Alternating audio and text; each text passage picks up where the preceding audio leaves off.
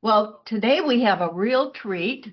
Our normally person who is on Zoom all the time in France is here in person today. And he's going to tell us, well, I'm not sure exactly what, but something about France and how he got involved here. And we thank him for coming and for his cousin, Louise Boyson, who is putting up with him while he's here visiting. And so we're glad to have Peter come and speak. Peter Oliver, thank you.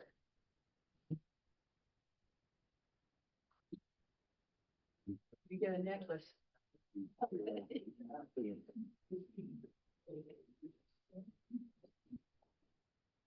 Good morning, friends. Good morning. I can't say often enough and loud enough what a huge pleasure it is for me to be among you again. When John first asked me whether I'd think of a talk to give to you, my first reaction was, what on earth can I think of which would be of relevance to this group? But then it struck me quite quickly that among my real passions, to put it that way, of living in the part of France that I live in, is to do with the chapels and the content of the chapels and the churches around the country. These are unique and interesting, linked to the whole culture of the Breton people who live in Brittany, which is what I'm going to talk about today, the part of France that I'll be dealing with, and the fact that it was the church itself which guaranteed the existence and continuation of this unique culture. Those things together made me think, well, maybe there is a subject after all. So if we can start with the first one, I think once that comes up, I can quickly take you to the next one, which would explain to possibly some of you where Brittany and what Brittany actually is. Is Brittany north or south? It's northwest France. Up to Normandy? Big pardon? No, fine. Yeah. Oh, there we are. There we go. There we go. There you go. Southwest. It's on the Britain Peninsula, goes out into the Atlantic, and it's south of Normandy, and out, it hits the Atlantic and the south, and South of the. sort of sticks out. I can actually show you with the next slide, Hugh. Okay. Yeah. There it is. Oh, yeah. So that is France in its European context. And you'll see that the bit which sticks out into the Atlantic is Brittany. Yeah. Some people have made the comment that it looks as if Brittany is trying to escape from the European fastland, but that is it. So, well, the one before that, actually, okay, is Britain itself, the bit delineated in red. And boring details about that is that it being part of France, it's one of 18 administrative regions, independent in many ways, but of course subject to the main French state. I suppose something like, one could say, the states in America, kind of independent but part of the whole. The reason I'm showing that part of Brittany, of France as it is, shows how, I hope, how its sheer position and relation to Paris and Orléans and the history of France determined its future in many ways.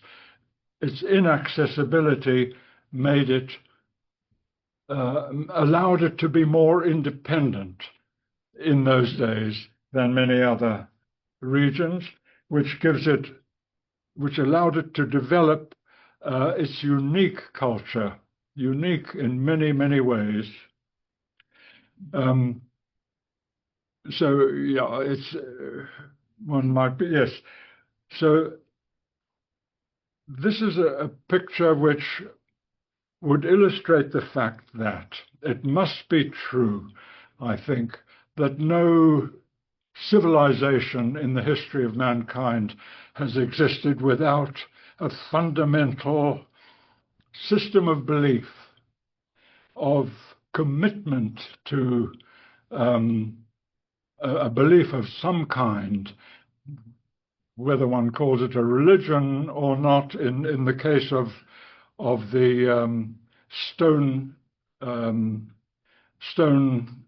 standing stone cultures from 4,500 years before Christ, which dot the whole of Brittany, and especially Finisterre, which is the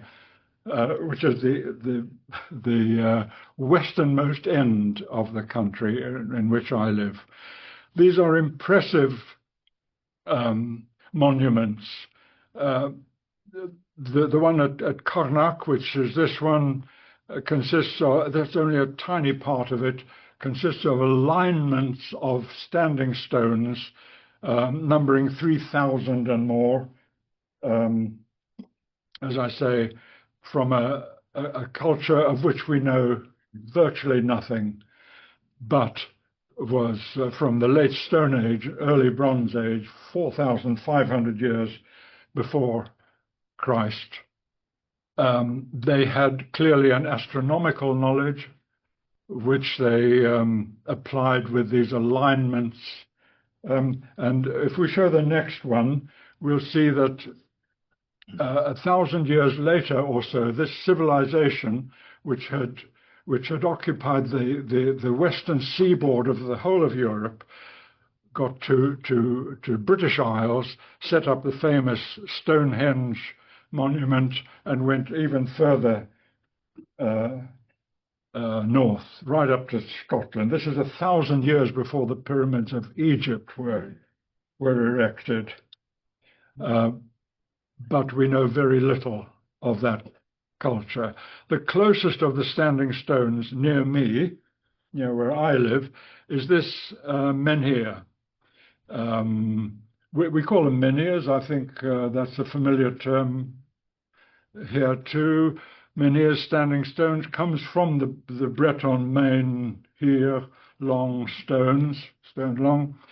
This one stands 7 meters high, was erected something like 7,000 years ago and has remained standing, is one we understand of 3 originals. The others must be covered under the earth, and I haven't found them yet, although reputedly they are within 250 meters of that. There's an alley of standing stones leading up to it, and has been Christianized and is now called Saint Jean.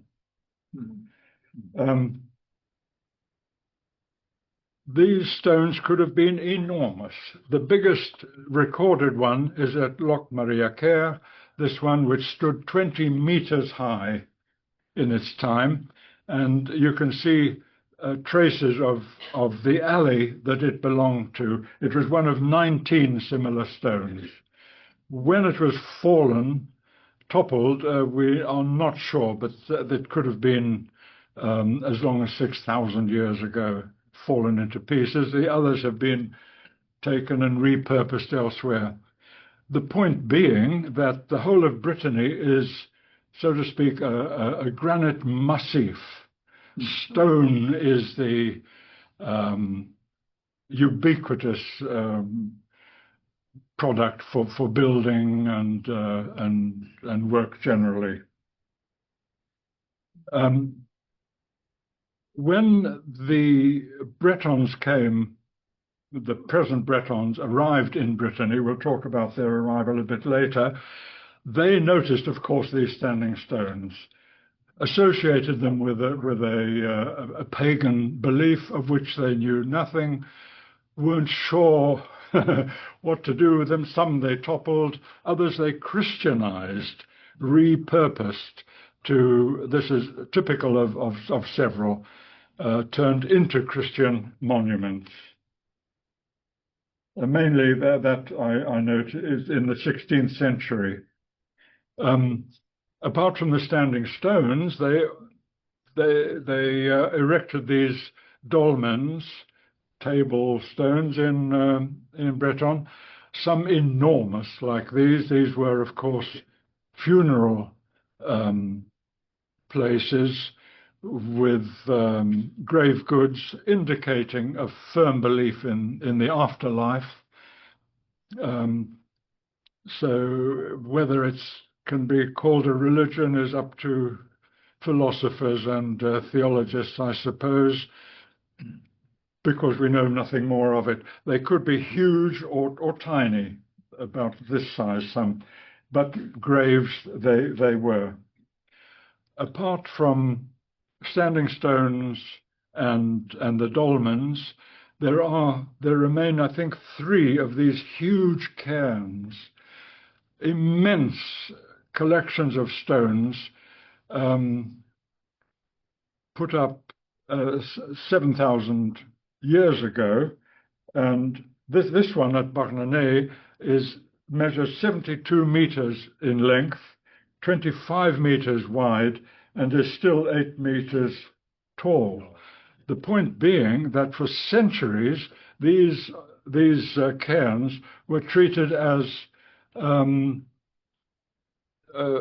were quarried, you can say, for the stones that they offered people to build their houses and so on, until in the 1970s, as recent as that, they discovered, they opened up one of 11 tunnels, grave tunnels in there. That made it clearly a national monument, and further work was stopped. But they could have been considerably higher than that. So that's the prehistory of Brittany, related, we can say, to a religious background of some kind. The current inhabitants of the whole country of Brittany are called the Bretons. That is a unique and distinctive culture in which they have a lot of pride and a continuity. That's, I think, the important thing about it, a continuity of hundreds of years, right back to the 5th century when they first came across. About 2,500, it is thought, now speak at home and understand the Breton language, Brythonic. It is fading, I think.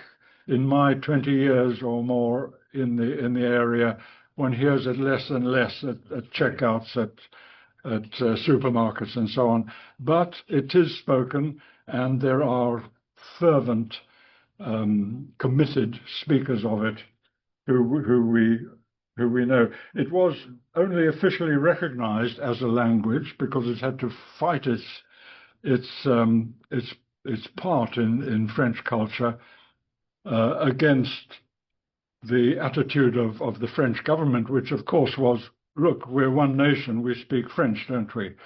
So it was only in 1977 that they received the charter of being recognized as an official language. The next one will show Brittany again, and for the purpose of showing its relation to the south of the British Isles, the part which is currently called Cornwall. And in the 5th century, they, as a result of firstly the Romans pushing them out to the west, and then Angles and Saxons gradually compressed the Celtic peoples, which they are, into Ireland, Wales, north of Scotland, and down to Cornwall in the south. They felt under pressure and gradually moved. From the 5th to 7th century, there was a large movement of them across the water to what was now called Brittany. They tried to establish themselves and the history of Brittany is really complicated, as is the history of France, between duchies and kingdoms and so on. But it was only in 1532, I think, that Brittany received its current borders. Stone, as I said before, is the fundamental building material for Bretons, and this picture of a neighbor of ours and his house is very typical of the rural landscape of Brittany. This chap Guy I had a good talk with him. We will come on a bit later to his influence on this talk. They, being predominantly, almost exclusively rural until well after the Second World War, the Bretons were dependent one on the other, and these bread ovens, communal bread ovens, are a typical feature of the Breton countryside. Okay, so the language. Just to look at the language, one can see straight away that it has very little, if anything at all, in common with the languages of Europe and especially English that we speak. It is, however, an Indo-European language by origin, but differs in every way. Pronunciation often doesn't even follow the orthography. So they say, Hagalavaras due, Ravergulu, Hagevergulu. One would have some trouble following that, even from the text itself. Is there a second one of those? Yes. All right, next slide. Yeah. All right, we'll go next. Maybe that was the No. Yes. So we can see in the various colors the associated parts of speech. They don't match in any way. But they are fervent speakers of this language. They have, in my view, one drawback, namely that they speak two versions of this language. One in the green area there called Cornouaille, which demonstrates I think its link to Cornwall, doesn't it? Cornouaille is the language, the version that I showed on the specimens there, and the northern bit speak well. I mean, they can of course converse one with the other, but they hold very strongly to their differences. It's taught in schools, and one can call it a living language because they insist on maintaining it. Can you speak it? I don't speak it. I spent 2 years trying to learn it, Uh, but Is it a slang? beg your Is pardon? it like slang? No, you can say dialects. So there are these two major dialects. Yeah, it's a complicated language which seems very different from ours. As an aside, I noticed my son-in-law has a brewery, a small beer brewery of his own. So he buys malt locally. And I noticed this sack of malt with its name, Yechid Malt. And one would wonder if people didn't understand instantly that that's a pun on you leave out the L of malt, Yechid Mart is the common greeting. How are you? Good health, cheers, and so on. So he must have assumed that the producer of that product has assumed that his market will understand the pun and give it a market advantage in buying it. So it is at least an indication of the persistence of that language. So the culture itself of Bretons is interesting and fervently held to, typical of not every day, of course, but on fete occasions, you'd find men with these strange baggy pants. I assume that some of you might have noticed these in places like Persia. Can it be a coincidence? But we don't quite know the origins of the Celtic peoples, except we assume they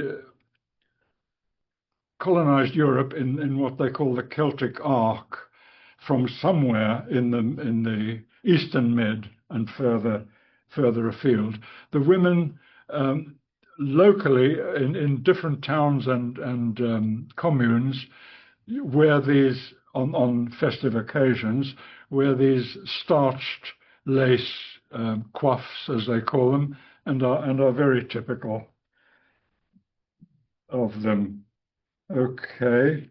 At this time, summer fetes will be starting, and we'll see dancing, Breton dancing, and music taking place in many places.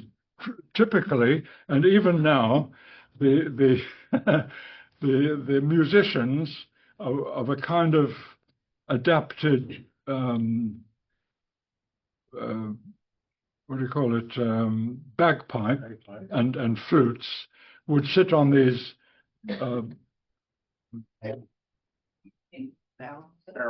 yeah, not wine, of course, because it's not a winery, just cider barrels playing.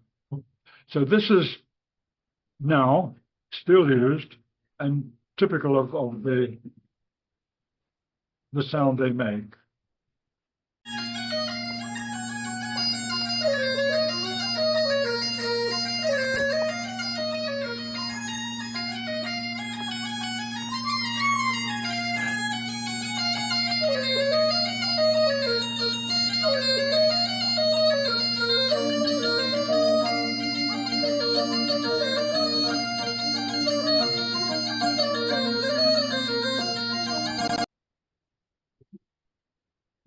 Repetitive, one can feel, one can sense the connections with Irish and Scottish music, I suppose. Then very typical now is their dances, which happen in the stone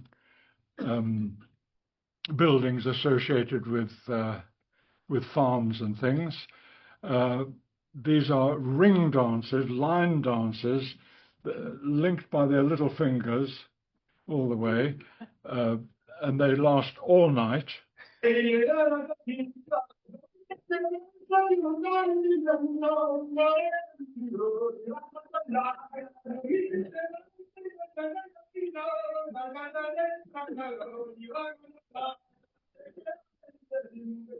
If you click the next one there, okay.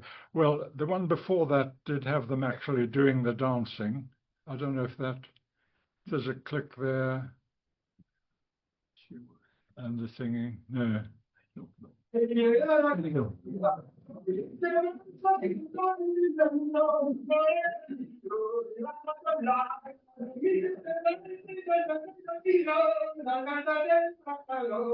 mean, the interesting thing is the continuity of this culture, that they know the dances, they've been dancing them for hundreds of years and keep it up.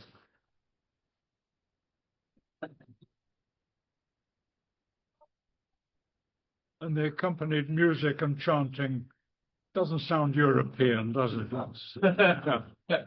It takes a bit of getting used to, but one gets more and more accustomed to it and interested in it. Yeah. So these dances can happen quite spontaneously in an afternoon.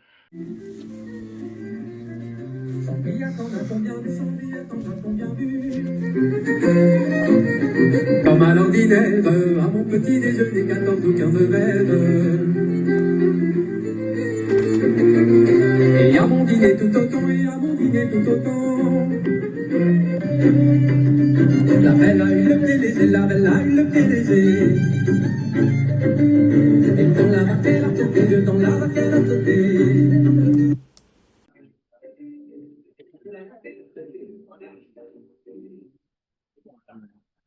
I'm taking a speed up a bit. Associated with feast days of local saints are these pardons, processions of people in so we'll speed on a bit, I think, on that. They can involve hundreds of people at this time of year and into the autumn. What are the banners they're carrying? And yes, that picture shows the fact that the whole of France, as one might know, is crisscrossed with pilgrim trails. And the next picture shows one in Brittany where people can take a 7-kilometer walk across the bay at low tide. Only at low tide, because at high tide it rushes up and would drown them. So that's at Mont Saint-Michel, a picture taken by a son-in-law of mine. So when we come to places of worship, my interest really starts here. Well, they have 8 cathedrals, full cathedrals. No, I beg your pardon, 6 cathedrals in Brittany, 68 large churches, and 6,000 local chapels. Them being it being a predominantly rural civilization. This is a local, my biggest local town, Quimper, showing the cathedral and I think well maintained ancient architecture, which makes it very attractive. Okay, we can go on. That's the Cathedral of Saint Corentin with its high spires. It's been recently renewed and cleaned up. Now, here's an interesting fact, I think. This is where the church played such a crucial role in the maintenance of the Breton culture. There was it's historic, a pastor Monoir in the 17th century, who was sent from another part of France, who virtually instantly was able to preach and carry on his services in Breton. Oh, wow. There's a painting on the side of in that church which purports to show the point at which Monoir received the gift of the Breton language.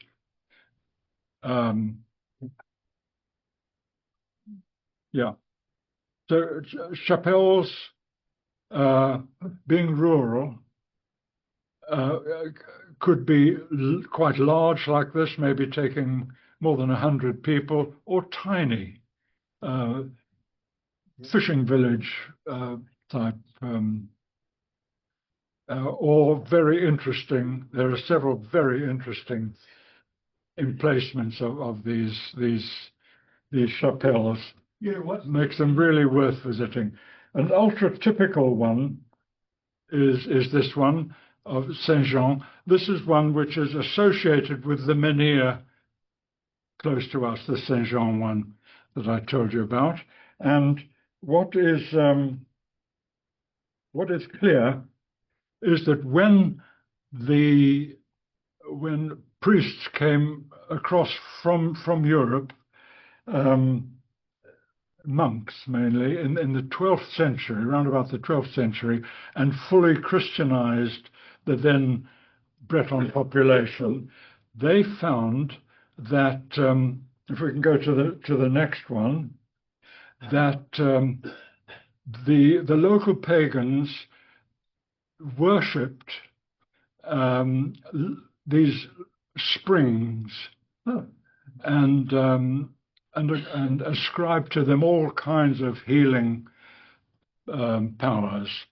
The monks who came and then built the first chapels were astute enough to take on this belief and not try to tell people, no, that is not what it says in our texts.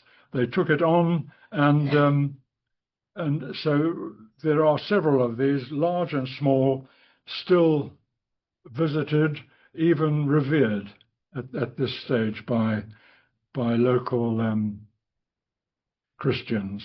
These springs warm? Are they cold or what? Cold, yes, just cold, ordinary water.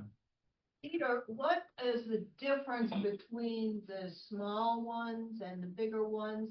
How are they used, those buildings? That all depends on the size of the local congregation. Sometimes they were, as I say, rural, so very few large towns, right up to the Second World War. So they lived in small communities, which would have these chapels or chapelles, as distinct from the churches which towns would have and cathedrals which the cities would have. So the abundance of small chapels was the way. What happened in those buildings? How did the people use them? Did they go there for a Sunday service? Did they have meetings there? Or they were, yes, they were very devout, as one can tell, and so in this section on expressions of faith, I hope you'll see why I became so interested in these chapels, because stone being the medium which people could use, they became expert stone workers, stone carvers very quickly. Unschooled though.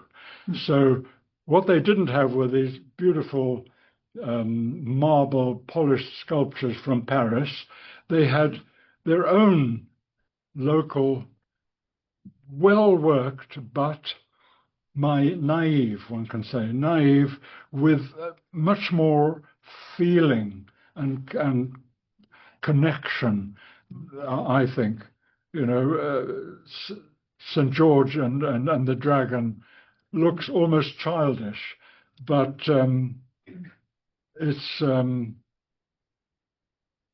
its intensity and meaning comes forth. One can see that their proportions aren't classical, but well made. Now, one of the tropes which one sees often is this figure of the Grim Reaper. One can say he features in pretty well all the churches in one way or another. But then to counter that, I included this one to show that they had a sense of humor as well. And they could use these skills of theirs, usually outside the easy preview of the local bishops.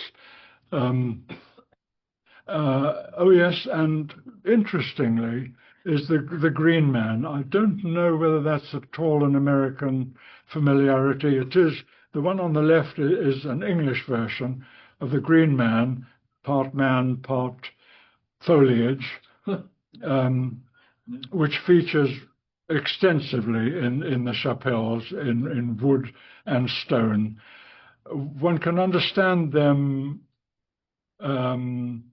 aligning this to a Christian faith in birth and rebirth of life generally. The Madonnas and Child, of course, is I suppose mainly a Catholic trope, which one sees in many churches. Again, naive to the point of being almost childish, but revered, kept up, and beloved. This is a chapel quite close to us with a rood screen, double ROD screen. I don't know whether that's at all familiar as an American church object, but these were screens which separated the nave from the what's the holy bit. Yeah. It's the chant.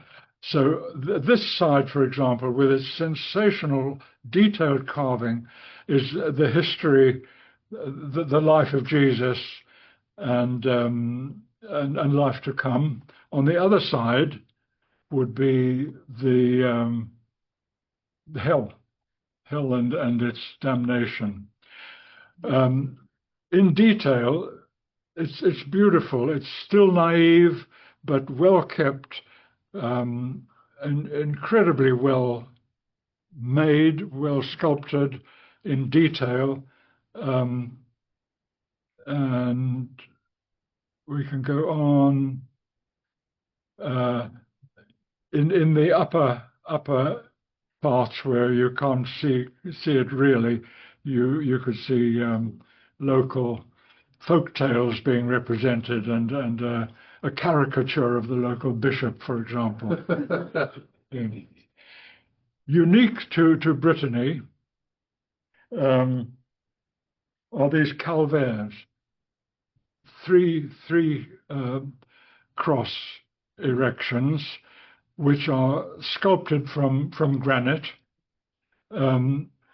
And interestingly, most of them, or a large number of them, are sculpted, would you believe it, from a single massive stone. Wow. I mean, that indicates true craftsmanship, doesn't it? And are very interesting. Those are unique to Brittany. They aren't found anywhere else. So I thought, well, to make this somehow relevant, I'd have a look at worship as it actually happens today. This is the interior of a church, which will show how votive sculptures and things are very present overall, not like we would have here. So I went to a church in my local town, which was on the upper part of the sound. If we could just see the one before that, Hugh, that is the church. Now that was started as a chapel in the 12th century, then extended in the 15th century into a bigger church. It's a very difficult church to approach. It's on a hill on one side, paved with rough stones. The front side of it faces a market square, again paved with awkward to walk on stones, but has a dedicated community. When I first went in 20 minutes early, I thought, oh, there aren't going to be many people, are there? But it quickly filled up to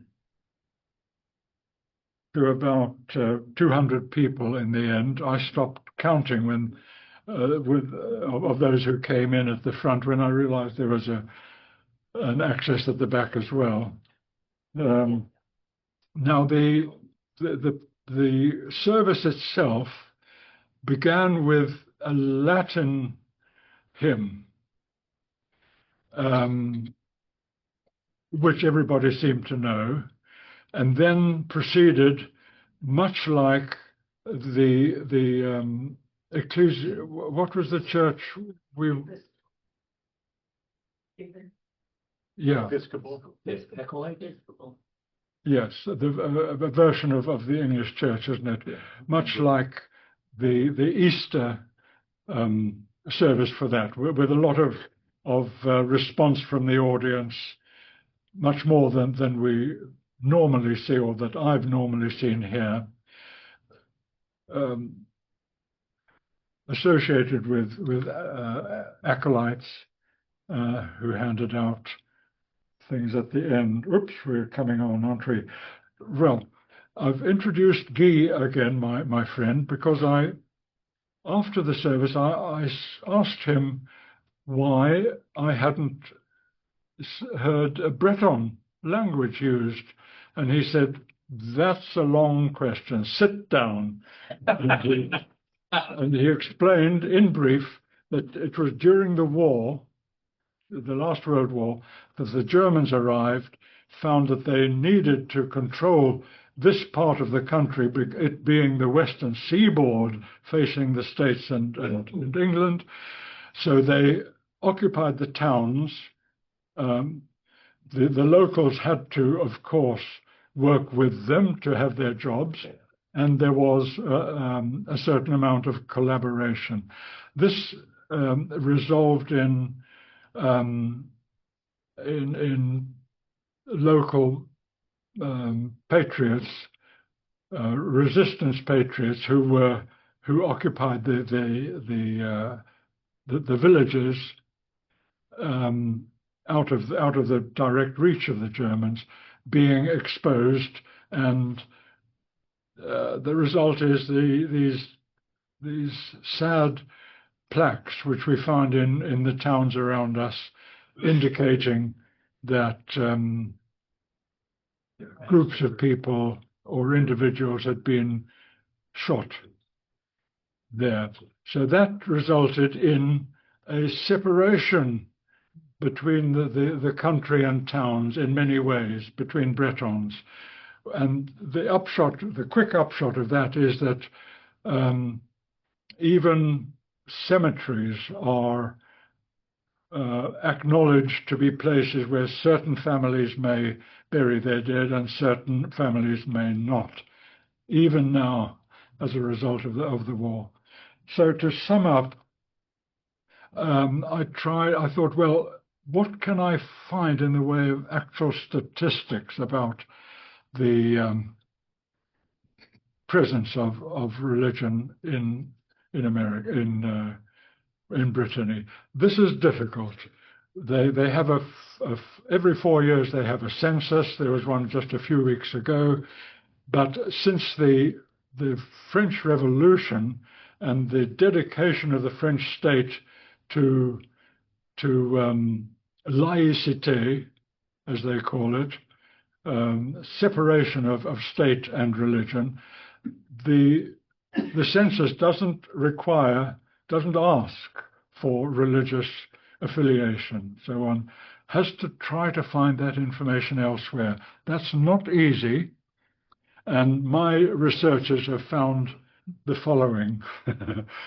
There's certain government data from 2021, which one can make a kind of comparison with information collected by bureaus of statistics, of which there are several independent.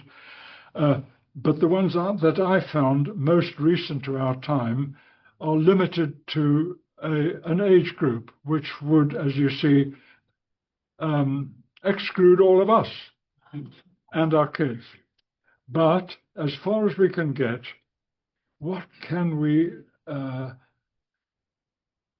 derive from that?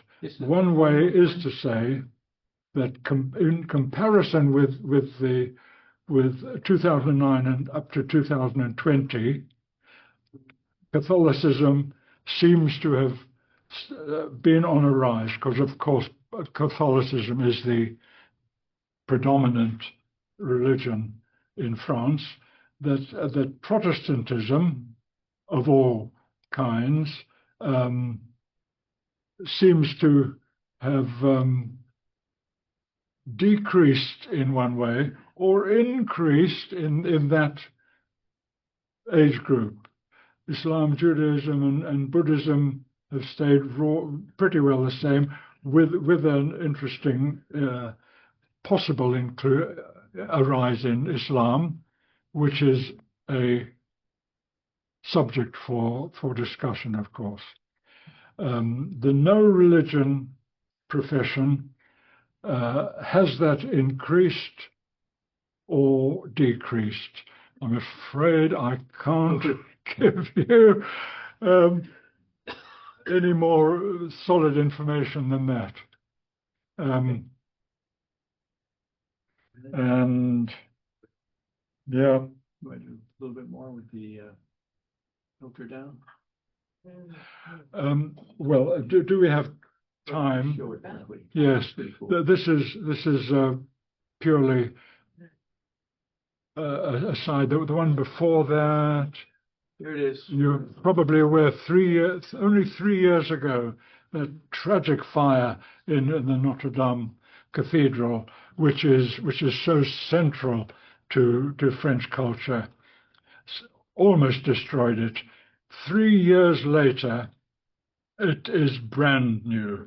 You can't credit that they've done that to the roof and everywhere. It is now a living museum of incredible art and windows of all kinds of art, and Picasso and all sorts of people are represented there.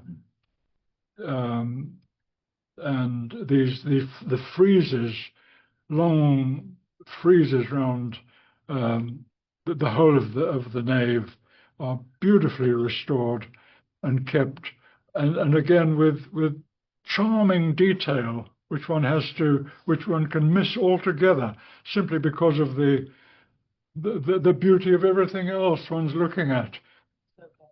Yeah. But these little details are captivating, and that's what I found interesting. Well, that concludes my look at the church in Brittany, and thank you very much for your attention.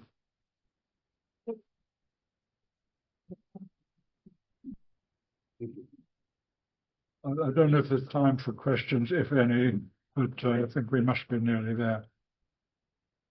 Yeah. Thank you very much. That map, what are you specifically, which little town were you? Okay, if we can find a map of Brittany, the third one. Yeah.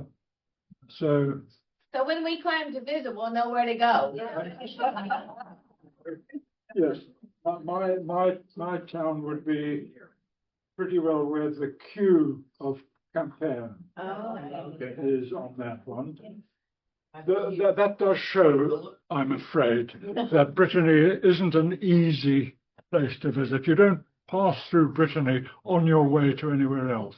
You know, like you do from Paris if you're going south or east to ski or to the mountains or to the Massif Central or somewhere. You pass through things and you can come back. With us, you have to come all the way out and then go all the way back. It's a destination. Yeah. Peter. World War II, the Germans apparently did not do the degree of construction in Britain that they did in northern France. Is that correct? It looks like most of their artifacts are pretty much still intact. The Germans in World War II Yeah. did not invade to the degree of northern France and the damage that was done in other Yeah. parts of France. They left it pretty much intact, other than the collaboration. That's true. They did very little destruction. Yeah. Their object, of course, was the defense, the Atlantic Wall, as they called it. These are very interesting places to visit, by the way, and one can do that. These huge underground concrete, impregnable fortresses that they thought the Americans were going to come and destroy, but they cleverly did it the other way. Yeah. Peter, thank you. why did the Romans call it Finisterre? Ah, yeah. Finisterre, of course, is Latin for the end of the earth. Finisterre. End of the earth. And there is a very nice scriptural quotation which I didn't look up, which is about extend the word to the ends of the earth, which might not have been directly relevant to Finisterre, but I like to think so. There's a familiar poster introducing people to Finisterre, which says, France starts at Finisterre. So they try to work it the other way. Which is the largest city in Brittany? The biggest, I think, is Rennes. On the yes, that was made a hub by what's his name? Anyway, a major hub to control the country earlier on. Yes, would you please tell us how you got back and forth from there to here? Did you take some transportation into Paris and then come? Yes. Well, thanks to the Paris regimes and in an attempt to control Brittany, there is a good network of roads. No motorways, but good roads and good rail connections. So I took a train from between Quimper and Lorient there to Paris and got the plane from there. That's quite a long journey because you change at Rennes and so on, but that's all possible with good trains, good connections. It's great. Is the American growing or younger generation intending to move away in favor of the larger world out there? Sorry, Sandy, I didn't. Is the growing. area growing? Growing? Or are the younger generations tending to move away? Oh, Thereby letting that culture. I see what you mean. No, very important point, because one of the first results of the end of the war was the flight from the town, from the countryside to the towns.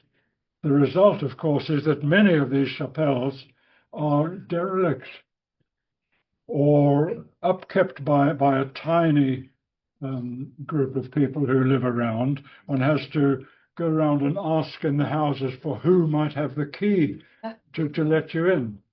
But it's always a worthwhile a trip to do that. The fascination of the craft work with that history is a passion. Yeah. Thank you. Thank you, Peter.